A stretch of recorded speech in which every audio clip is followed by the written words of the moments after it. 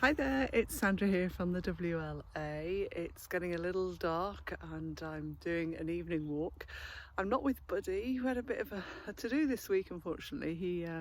We think he disturbed a wasp's nest in the wood, and poor little thing was absolutely covered in wasps all over his back, his body, his ears, everywhere. Poor little thing. So we had to do an emergency trip to the vets, and he's still a little traumatised actually, bless him. He's not quite two, and he's a lovely little dog, so I'm out on my own for the time being. Let's hope he gets better soon. Anyway, I had a fabulous week this week, loads been going on, and one of my highlights was speaking at the Women in Construction event, and I did a talk about building your industry presence. And I thought I'd share 2 or 3 of the kind of tips that I shared with everybody that was on that particular session. And I think it's a great topic, and I know sort of the whole kind of networking and how do you get known and seen and still be who you are is quite important to women, and it's really important to have some skills to do that. So here's a few thoughts from me in terms of what you need to do. The first one, I absolutely believe that you need to stand for something, and if you want to build your career and you want to get known, you have to get known for something, don't you? Because if you don't, then how will people be able to work with you and promote you and know what it is that makes you unique from everybody else? You know, when I think about coffee shops, and I particularly like Pret, and I quite like Caffè Nero as well, but Pret have a lovely environment, but the whole sustainability ethos, it really touches me, and also because I often get a free coffee, which is quite nice. They have that policy, don't they?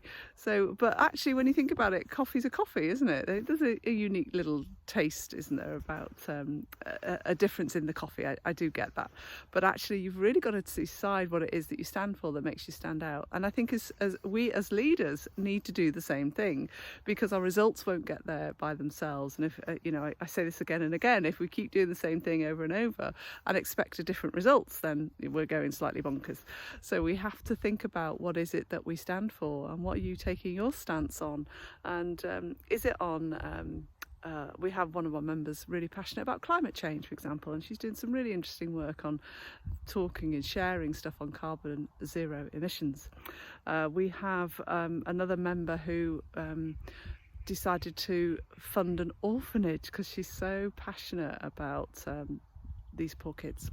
And you don't have to do anything as big or as grand as that. You might decide that you're going to stand for diversity in the workplace, or you're going to be a great leader and be a mentor or something like that. There's 1,000,001 things that you could stand for. You might decide to get involved in a piece of work or a board or a strategy, and get yourself known for that. So what is it that you get known for? What is it, the value that you bring that shares, and a passion that you have as well? I think that's really important.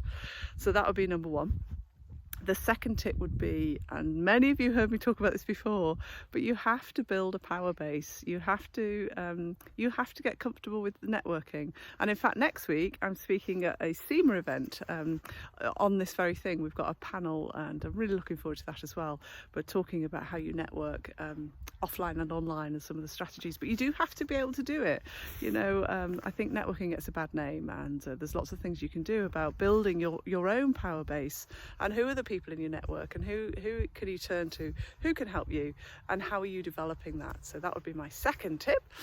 And third tip, as always, it's mindset, and it's shifting the gunk in terms of how you see yourself and how you're showing up and how you are getting yourself visible. And you've got to have the confidence in yourself to do it. You have to have a mindset that it's going to provide growth and opportunity. It's very much about giving as well as receiving, and you've got to kind of shift the way you perceive how you build your visibility, so that you can do it with comfort, with authenticity, and with grace. And they are my 3 top tips for you. So stand for something, guys. Get proud of something that you can really stand for. Start building a really good network that can help you by you helping them. And thirdly, get rid of the gunk, and be clear about how you're going to show up in a bigger way. That's it. Have a great day, and look forward to seeing you soon. Take care. Bye.